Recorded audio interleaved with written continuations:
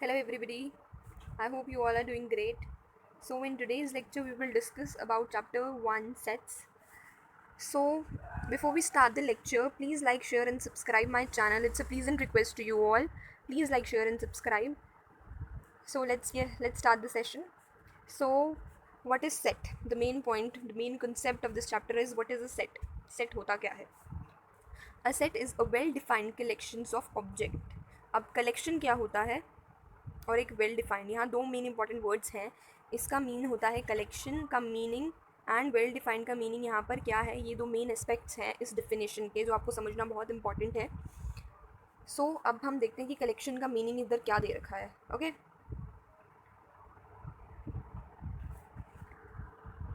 So what is collection.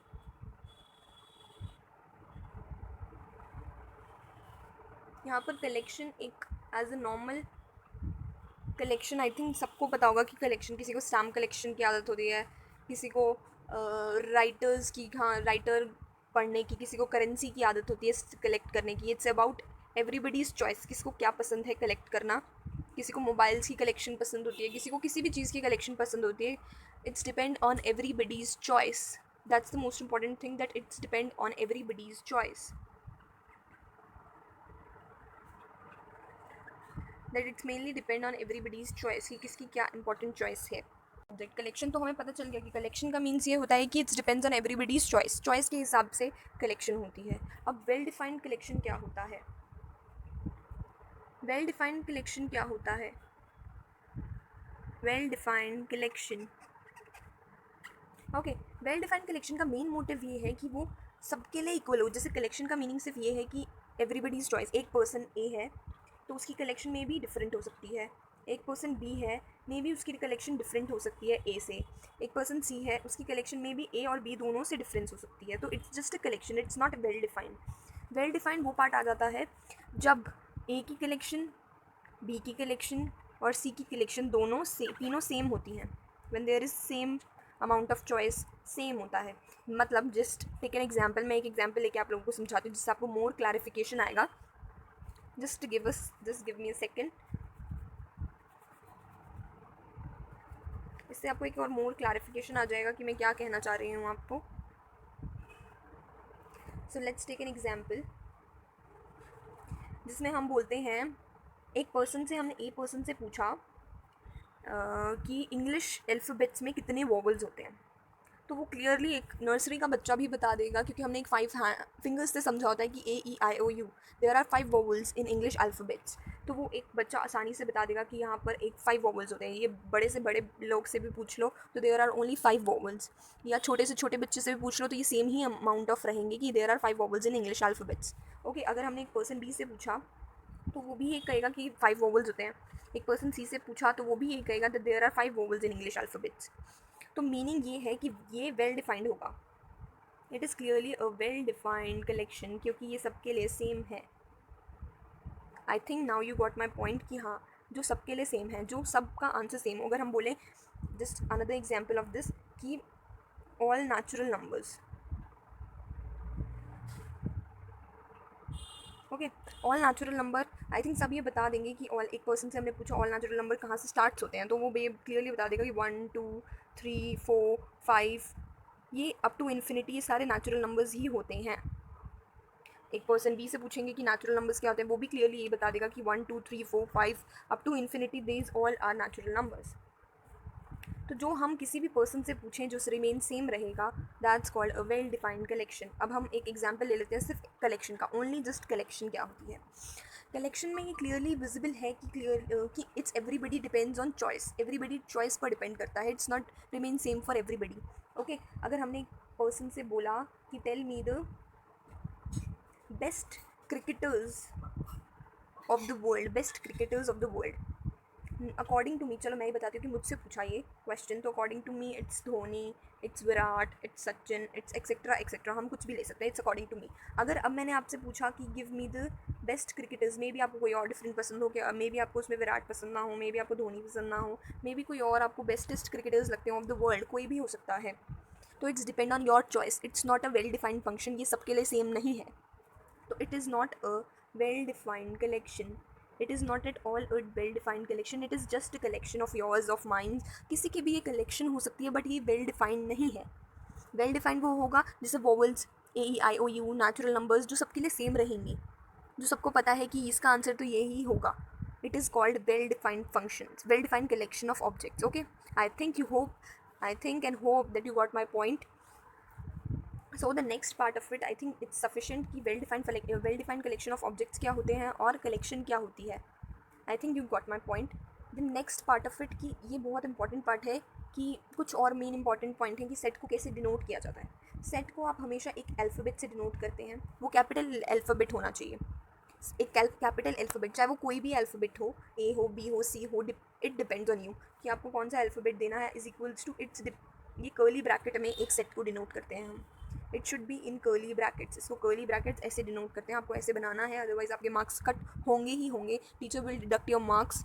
You have to make this curly brackets is the most important to denote a set. एक तो एक alphabet आपको लिखना होता है कि एक बड़ा alphabet, capital alphabet and the curly brackets are the most important thing. I think you got this point. अब नेक्स्ट पार्ट ऑफ इट, अब मैं आपको एक और चीज़ समझाती हूँ जो इसमें बहुत इंपॉर्टेंट है। Just give me a second. Okay, now हमने अब एक सेट ले लिया ए, जिसमें हमने कर्ली ब्रैकेट्स में डिनोट किया 2, 4, 6, 8 एंड 10। ओके, अब ए से डिनोट करते हैं, इसको कहेंगे एक सेट। ये एक पूरा सेट है और ये जो 2, 4, 6, 8, 10 है ये इसके एलिमेंट्स हैं। हम इसको कहेंगे elements of this sets, elements of this set. Okay, I think you got my point कि इनको एलिमेंट्स कहा जाता है और ये ए से जो डिनोट कर रहे हैं हम उसे एक सेट कहा जाएगा और ये उसके एलिमेंट्स हैं 2, 4, या हम ऐसे लिखें एक बी सेट ले लिया हमने, बी सेट कहेंगे। ओके, नेक्स्ट इज हमने वोबल्स ले लिए AEIOU, ये सारे हमारे हो गए एलिमेंट्स। AEIOU ये एक एलिमेंट्स, ये सब एलिमेंट्स हो गए ऑफ अ सेट, और जो बीच जो डिनोट किया है उसे हम सेट कहते हैं। आई think you hope you got my point clearly. So the next part of the so the next part is, just give me a second. Yeah, so the next part is order and repetition. There are two types of things. The first is order, कि order क्या होता है। Order क्या है? Order means, suppose just मैं आपको example से समझाती हूँ, it would be very easy for you to clear it out. तो आपका एक एग्जाम्पल लिया हमने, एक सेट लिया ए जिसके एलिमेंट्स हो गए 2, 4, 6, 8, 10। these are the elements. Okay, then now b एक हमने एलिमेंट ले ली, सेट ले लिया जिसमें हमने एलिमेंट्स ले लिए 2, 6, 8, 4, 10।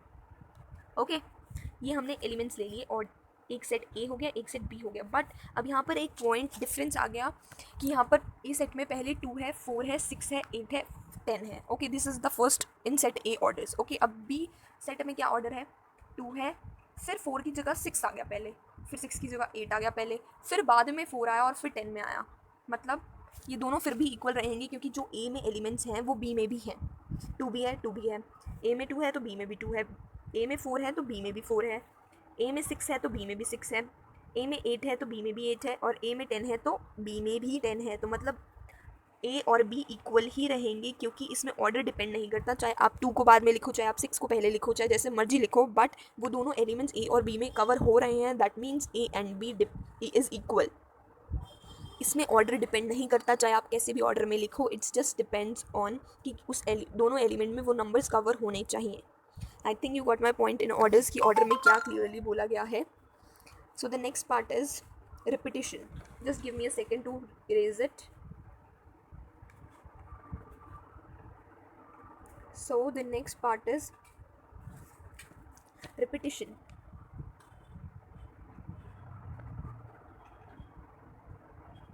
So the next part is repetition. अब repetition क्या होता है ये आपको पता है, मीन्स रिपीट होना। रिपीट मतलब जब हम एक एग्जाम्पल लेते हैं, हमने एक सेट लिया ए जिसमें एलिमेंट्स ले लिए 2, 4, 6, 7 और 12। These are the elements in set A. अब हमने एक सेट ले लिया बी, उसमें एलिमेंट्स हो गए 2, 4, 6, 2, 7, 4, 12। ओके, इसमें हमने ये एलिमेंट्स ले लिए। अब ए सेट में कौन कौन से एलिमेंट्स हैं? ए सेट में 2 है, 4 है, 6 है, 7 है और 12 है।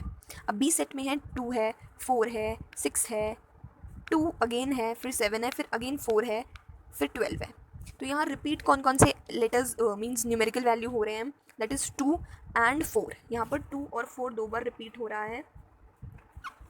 चाहे एक नंबर चाहे दो नंबर कितनी भी बार रिपीट हो रहे हों, we should only have to count it only once. हमें एक ही बार काउंट करना है, हमें दो दो बार नहीं काउंट करना। चाहे थाउजेंड्स ऑफ टाइम एक ही नंबर रिपीट हो रखा हो, बट हमें उसे सिर्फ only one time we have to count it, only just have to one time we have to count it. हमें सिर्फ एक ही बार काउंट करना है। तो अब हम दोनों एलिमेंट्स काउंट करते हैं और देखते हैं A is equals to B और नॉट। हमें चेक करना है कि ए इक्वल है या बी नहीं है इक्वल। ओके, तो काउंट करते हैं।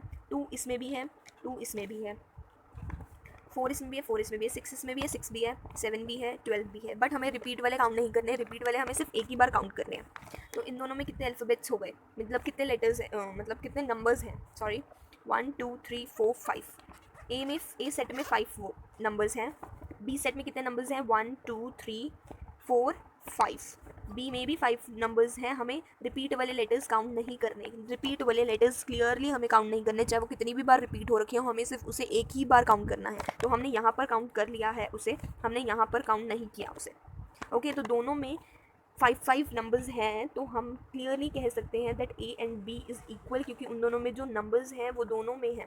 मीन्स 2 ए में भी है और 2 बी में भी है, 4 ए में भी है, 4 बी में भी है। I hope you got my point what I am trying to say. Order भी और रिपीटिशन भी दोनों ही क्लियरली लागू नहीं होता है इसमें, कि आप कितनी भी बार कोई से भी ऑर्डर में काउंट कर सकते हैं, बट वो एलिमेंट दोनों में होना चाहिए। ए और बी में वो दो एलिमेंट्स ज़रूर होने चाहिए। और रिपीटिशन में आप कितनी एक नंबर को सिर्फ एक ही बार काउंट कर सकते हैं, चाहे वो 1000 ऑफ टाइम गिवन्स क्यों ना हो, आपको सिर्फ एक ही बार काउंट करना है उसे। Now the next is belongs to. अब बिलोंग्स टू क्या होता है? बिलोंग्स टू का सिंबल होता है सी बनाना और उसके नीचे एक बीच में एक लाइन डाल देना। It's not like proper E जो स्ट्रेट ई होता है, ऐसा नहीं है। It's depend on C and then एक बीच में line, that's called a symbol of belong to. Okay, अब हम एक एग्जाम्पल लेके आपको समझाते हैं कि बिलोंग्स टू का यहाँ पे क्या मतलब दे रखा है। ओके, बिलोंग्स टू का यहाँ पे क्या मतलब दे रखा है? सपोज हमने एक सेट ले लिया, ए, जिसमें हमने एलिमेंट्स ले लिए। आपको ये याद रखना है कि हमेशा आपको कर्ली ब्रैकेट्स में शो करना है, otherwise teacher will deduct your marks. ये आपको ध्यान रखना है। हम एग्जाम्पल ले लेते हैं, एलिमेंट्स ले लिए हमने इसमें 1 3 4 5 एंड 11, ये हमने एलिमेंट्स लिए हैं इसमें। अब हम कैसे चेक करें कि ये बिलोंग कर रहा है या नहीं कर रहा? तो हमने यहाँ लिखा 3 बिलोंग्स और नॉट बिलोंग्स टू ए। अब हमें ये चेक करना है कि 3 जो ए सेट है, 3 ए सेट में है या नहीं है, बिलोंग कर रहा है या नहीं कर रहा। तो हम क्लियरली देख सकते हैं कि 3 ए सेट में बिलोंग कर रहा है। तो हम बिलोंग का साइन कैसे बनाते हैं ये आपको भी बताया है हमने। तो बिलोंग साइन मीन्स दिस। तो अब एक और पॉइंट लेते हैं कि 9 बिलोंग्स और नॉट बिलोंग्स टू ए। अब नॉट 9 तो ए सेट में कहीं पे भी नहीं दिख रहा हमें। 11 है, 5 है, 4 है, 3 है, 1 है, बट 9 तो कहीं नहीं है।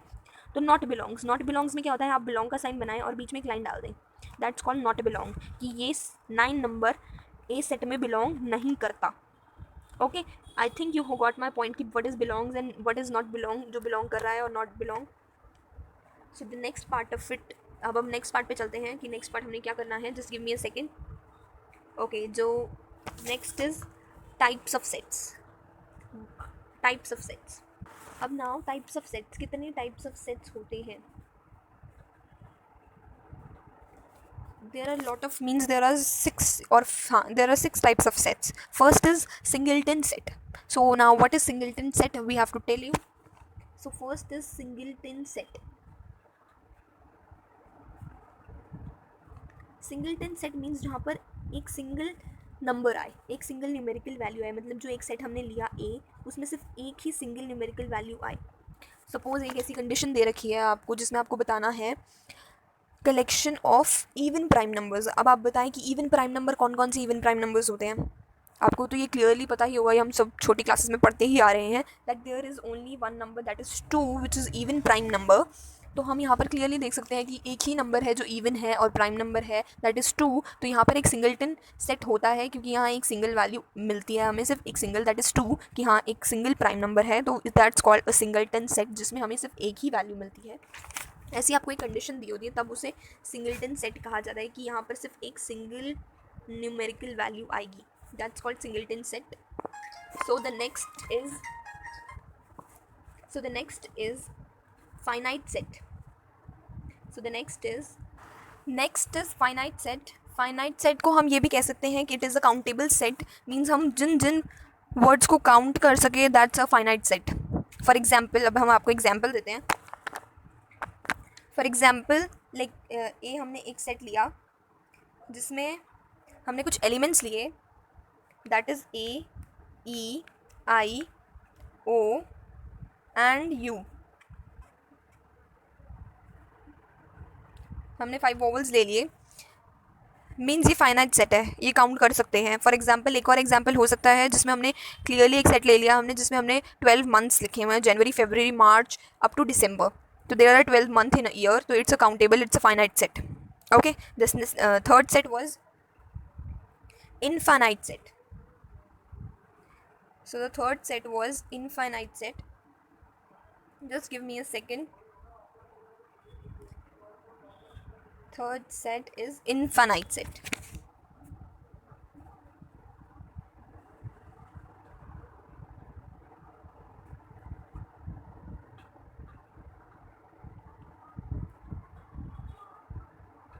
What is infinite set? Infinite set हम ये कह सकते हैं that is uncountable, जो काउंटेबल ना हो, जैसे finite set means countable, so infinite set means uncountable. For example हम आपको एग्जाम्पल देते हैं, मीन्स एक सेट ले लिया हमने ए जिसमें हमने सारे नेचुरल नंबर्स ले लिए। नेचुरल नंबर सबको पता है 1 2 3 अप टू इन्फिनिटी होते हैं, up to and so on चलते ही रहते हैं, अप टू इन्फिनिटी होते हैं, तो उनका कोई एंड नहीं है।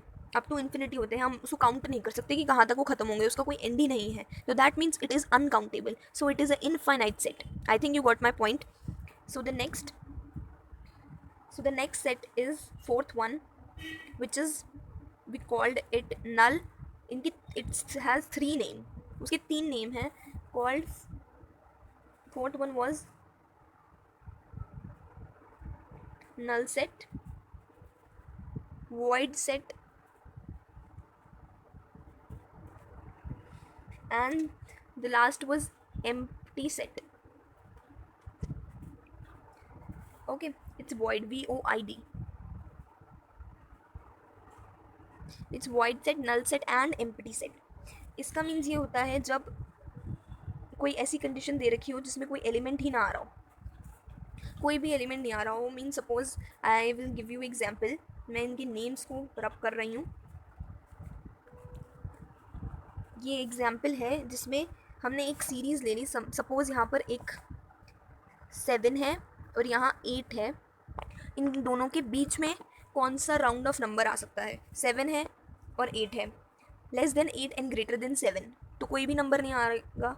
यहाँ पर ऑफकोर्स यहाँ 6 है, यहाँ पर 9 है, but less than 8 and greater than 7, less than 8 and greater than 7, तो कोई नंबर ही नहीं आ रहा, that means it is a null set, means खाली। नल मीन्स खाली, एम्प्टी मीन्स खाली, तो मीन्स खाली मीन्स अब नल को हम कैसे डिफाइन करेंगे? जैसे हमने बिलोंग्स टू का एक सिंबल पढ़ा था, वैसे ही हम अब एक नल सेट का सिंबल पढ़ेंगे जिसको डिनोट करते हैं ऐसे फाई, इसको फाई कहते हैं, FIE, फाई से डिनोट करते हैं, या आप खाली भी छोड़ सकते हैं, बट टीचर में भी कट डिडक्ट योर मार्क्स अगर आप खाली छोड़ दें या 0 लिख दें उसमें, बट आप फाई लिख दें तो इट्स वेरी ईजी टू, एक चांस हो जाता है कि टीचर आपका मार्क ना डिडक्ट करे। अगर आप ऐसे खाली छोड़ देंगे तो ऑफकोर्स एक टीचर को एक चांस मिल जाता है कि वो मार्क्स आपका डिडक्ट करे। अगर आप फाइल लिख देंगे that's very easy for a teacher कि हाँ आपको पता है, दैट यू नो, तो वो आपको मार्क नहीं डिडक्ट करती। सो the next 5th is equivalent set. So the next set is equivalent set. So the next set is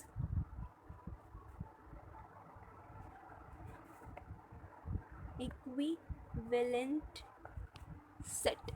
अब इक्विवेलेंट सेट क्या होता है? इक्विवेलेंट सेट होता है, हम एक एग्जांपल से समझाते हैं आपको, जिसमें हमने 2 सेट लिए हैं, set A and set B. Set A में एलिमेंट्स हैं 2 4 2 4 8, ये सेट ए के एलिमेंट्स हैं। सेट बी के एलिमेंट्स हैं 4, 8, 9 एंड 4। ओके, ये यहाँ पर अब ऑर्डर और रिपीटेशन दोनों ही आपको ध्यान में रख के करना है। ओके, ऑर्डर और रिपीटेशन यहाँ पर देखना है, क्योंकि सेट ए में 2 और 2 दो बार रिपीट हो रहे हैं, 4 और 4 भी रिपीट हो रहे हैं, तो आपको इनको एक ही बार काउंट करना है। तो यहाँ पर आप क्या काउंट करेंगे, इट्स 2, 4 एंड 8, क्योंकि दो बार 2 2 है, रिपीट हुआ है, 4 4 भी रिपीट हुआ है, तो दैट्स मीन आप 2 को एक बार काउंट करेंगे, 4 को एक बार काउंट करेंगे एंड 8 को एक बार काउंट करेंगे। तो means 2, 4 and 8, there are how many numbers, there are only 3 numbers. Okay, there are 3 numbers. अब हम सेट बी में चेक करते हैं कि सेट बी में क्या रिपीट हो रहा है और कितने नंबर्स हैं। तो सेट बी में 4 रिपीट हो रहा है, और हम 4 को एक ही बार काउंट करेंगे, तो कितने नंबर्स हो गए, 4, 8, 9। तो there are also 3 numbers, that's called equivalent set. Means आपको नंबर्स काउंट करने हैं कि वहाँ पर नंबर्स कितने हैं, टोटल नंबर्स। ये नहीं होना चाहिए कि ए सेट में जो है वो बी में भी ज़रूरी आए, it's not like that, it's just that कि नंबर सेम होने चाहिए, दैट ए सेट में भी 3 नंबर्स हैं और बी सेट में भी 3 नंबर्स हैं, that's called equivalent set. I hope you got the point. So the next set is, last set is equal set. So just give me a second to erase this.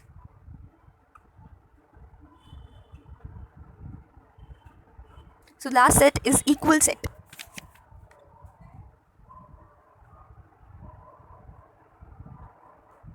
Equal set. अब equal set में क्या है, यहाँ पर हम भी एक example से ही समझेंगे। मीन्स एक हमने सेट ए ले लिया, एक सेट बी ले लिया, जिसमें ए सेट में हमने कुछ एलिमेंट्स लिए, दैट्स 2, 4, 3, 4 एंड 2। सेट बी में हमने कुछ एलिमेंट्स ले लिए, दैट इज़ 3, 4, 3 एंड 2। अब हमें ये देखना है कि सेट ए में जो एलिमेंट्स हैं वो सेट बी में हैं।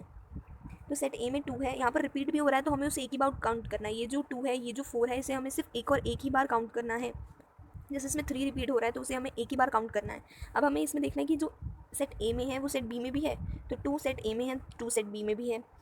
3 सेट ए में है, तो 3 सेट बी में भी है।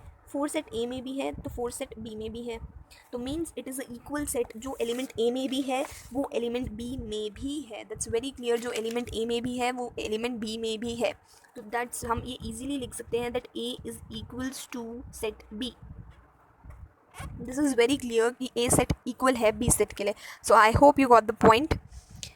सो in next topic is methods of representation of a set. उससे पहले हम एक एक्सरसाइज 1.1 का क्वेश्चन नंबर 1 देख लेते हैं, जिससे आपको मोर क्लैरिफिकेशन आएगी इस टॉपिक से रिलेटेड, जो हमने अभी वेल डिफाइंड कलेक्शन और कलेक्शन के बारे में पढ़ा था। तो उसमें थोड़ी और मोर कमांड आ जाएगी कि मीन्स चॉइस पर वेल डिफाइंड कलेक्शन किसे कहते हैं और जस्ट कलेक्शन किसे कहते हैं। तो हम अब पहले वो एक क्वेश्चन कर लेते हैं, उसके बाद हम methods of representation of a set सीखेंगे। सो the next, this is the question. Yeah, this is the question number 1.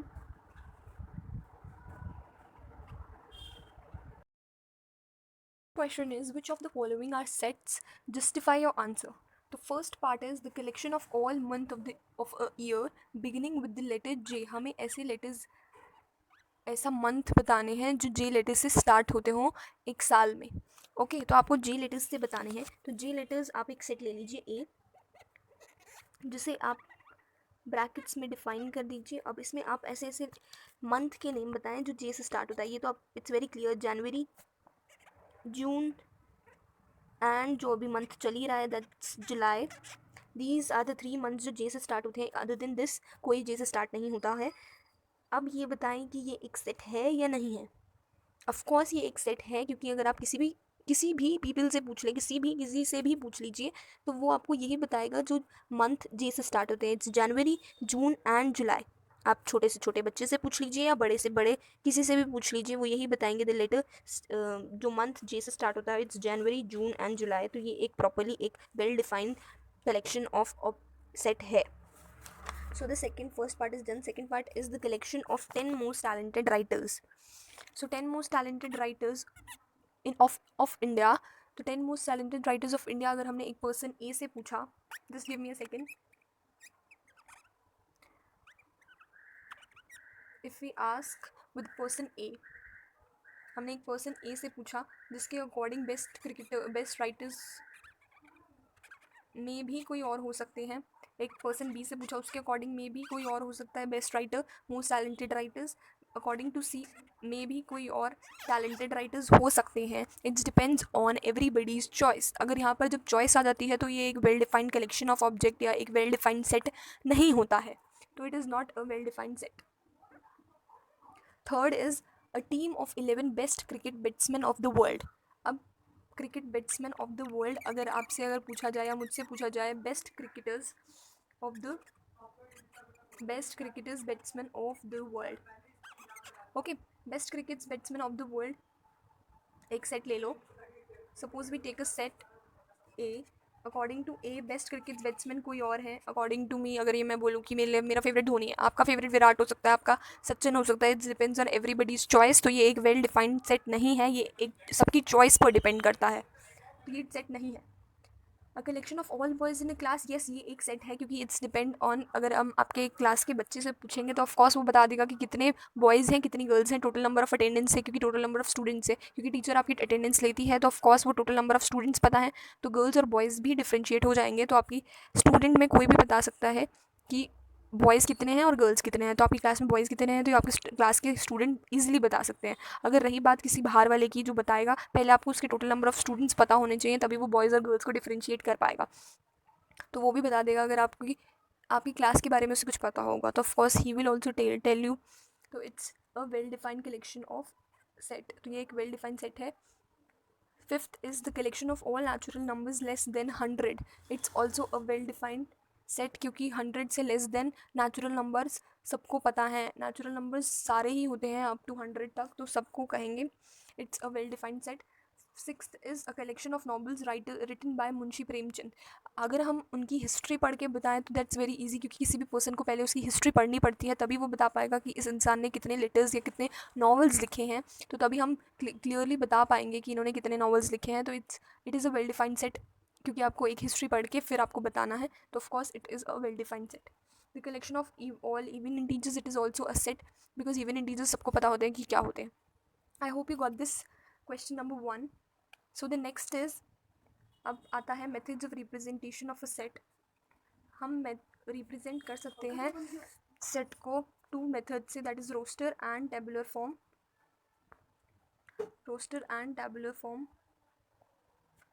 सो हम 2 टाइप में मेथड्स रिप्रेजेंट कर सकते हैं सेट को. First is roster form and the other is set builder form. हम roster form को दूसरा नेम कह सकते हैं रोस्टर फॉर्म का. टेबुलर फॉर्म दूसरा नेम होता है रोस्टर फॉर्म का.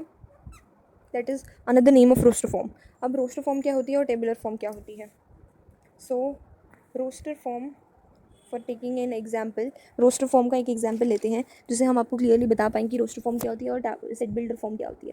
तो रोस्टर फॉर्म होती है, हमने सपोज़ यहाँ पे एक एलिमेंट्स ले लिए एक सेट के, ये हमने कुछ एलिमेंट्स ले लिए एक सेट में, तो that's called a roster form. अब इसको हम सेट बिल्डर फॉर्म में कैसे लिख सकते हैं. हमें यहाँ क्लियरली विजिबल है कि ये मल्टीपल्स ऑफ 2 है बट लेस देन 11 है. 11 से कम है लेकिन मल्टीपल ऑफ 2 है. 2 2 ज़ा 4, 6 8 10. 11 से कम है, तो हम इसको सेट बिल्डर फॉर्म में ऐसे लिख सकते हैं एक्स सच दैट, ये डॉट्स होती हैं जो सच दैट रिप्रेजेंट करती हैं. X such that x is even numbers less than 11. Sorry guys, यहाँ पे मल्टीपल ऑफ 2 भी है बट प्लस यहाँ पर इवन नंबर्स हैं ये सारे. अगर हम एक और चीज़ नोटिस करें that these all are even numbers. Multiple of 2 भी हैं बट हम मेजरली यहाँ पर इवन नंबर का एग्जांपल ले रहे थे कि ये 2 4 6 8 ये सारे इवन नंबर हैं. अब रोस्टर फॉर्म क्या होती है, जहाँ पर न्यूमेरिकली नंबर वाइज रिप्रेजेंटेशन होती है, that's called a roster form. और अगर हम रिटन में x such that x is a even number less than 11, that's called, अगर हम थ्योरी में थोड़ा डिस्क्रिप्शन देते हैं उसका, तो that's called a set builder form. उसको सेट बिल्डर फॉर्म कहते हैं. तो ऐसे ही एक और एग्जाम्पल लेते हैं हम.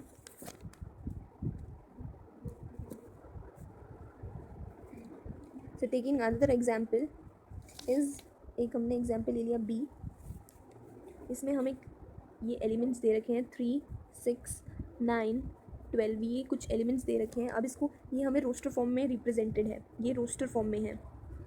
अब हमें इसको सेट बिल्डर फॉर्म में कैसे रिप्रेजेंट करना है, तो हम ये क्लियरली लिखेंगे x such that x is multiple, क्योंकि यहाँ पे क्लियरली विजिबल है कि ये मल्टीपल है.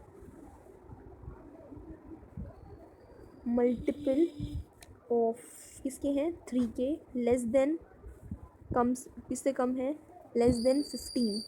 So this is the representation of a set builder form. Taking another example. Taking another example of this. C. Okay, एक सेट ले लिया हमने C जिसमें हमने लिखा है A E I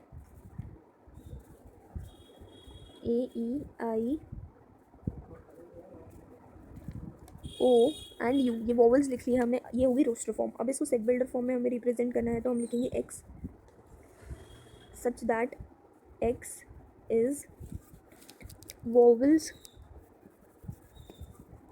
in English alphabets. So these are, ऐसे हम कर्ली ब्रैकेट से क्लोज कर देंगे तो हम उसे ऐसे लिखेंगे in a set builder form. So now we are taking examples.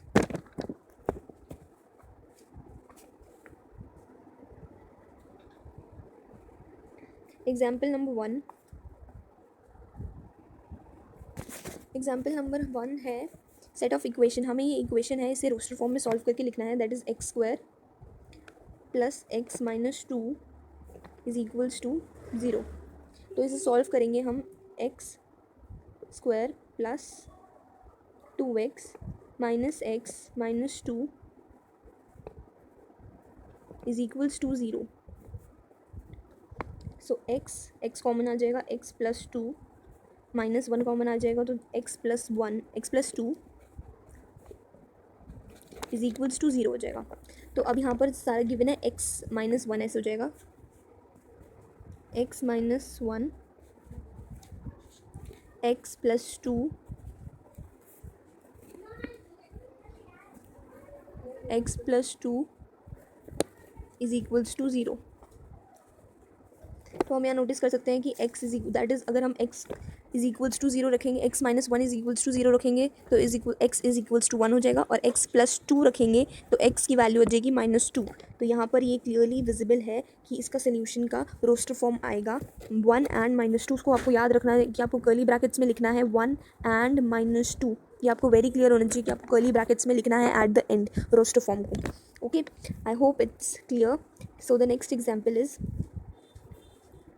so the next example number 2. Example number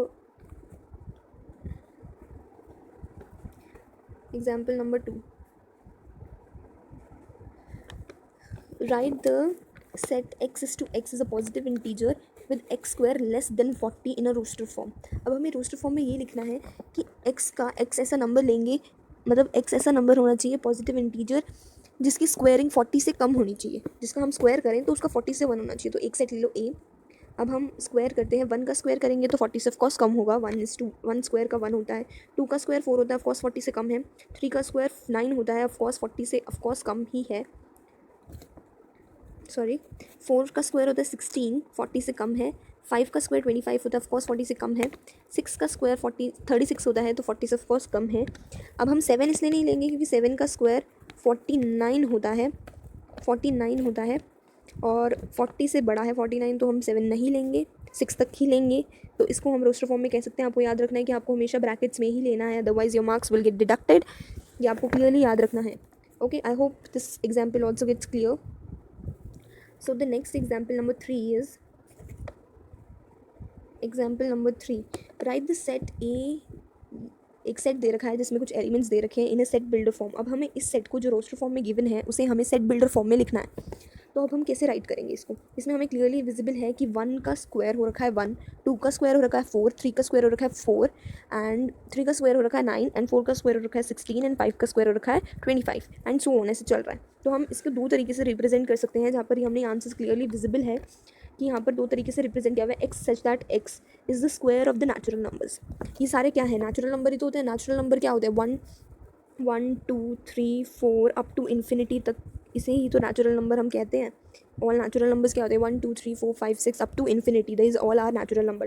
तो हमने अब क्या किया हुआ है, स्क्वायर किया हुआ है नेचुरल नंबर्स का, 1 2 3 4 5 का एंड सो ऑन का स्क्वायरिंग की हुई है. तो हमने यही लिख दिया कि x such that x is the square of the natural numbers. अब हमें इसे एक और तरीके से रिप्रेजेंट कर सकते हैं, A is equals to x such that x is equals to n square.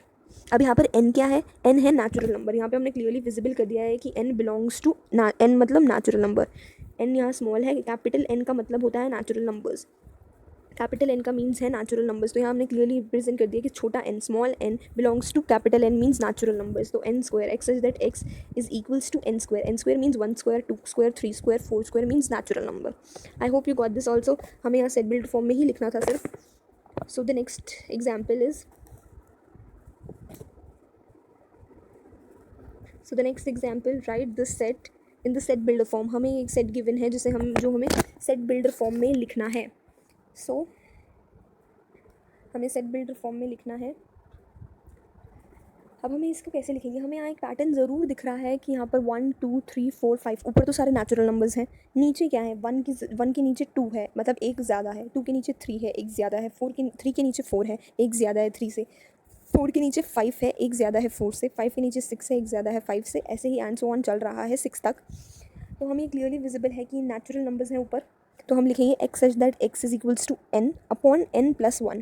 n means small n means क्या, यहाँ पर क्लियरली विजिबल है कि नेचुरल नंबर्स हैं। यहाँ पर हमने क्लियरली लिखा भी हुआ है n is a natural numbers and ये कहाँ तक चल रहा है, सिर्फ 6 तक चल रहा है, इज़ इक्वल्स टू 6।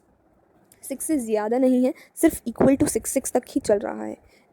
1 से ज़्यादा चल रहा है और 6 से कम तक, 6 तक ही चल रहा है सिर्फ, क्योंकि ऊपर नेचुरल नंबर सिर्फ 6 तक ही गिवन है। तो हम इसको ऐसे क्लियरली लिख सकते हैं x such that x is equals to n upon n plus 1। यहाँ पर n1 प्लस 1 मतलब नेचुरल नंबर। नेचुरल नंबर क्या होते हैं, 1 2 3 4 5 6 अप टू इन्फिनिटी तक नेचुरल नंबर्स होते हैं। I hope this example also clear it out. So the next example is this is a very easy example, you have to just match the following.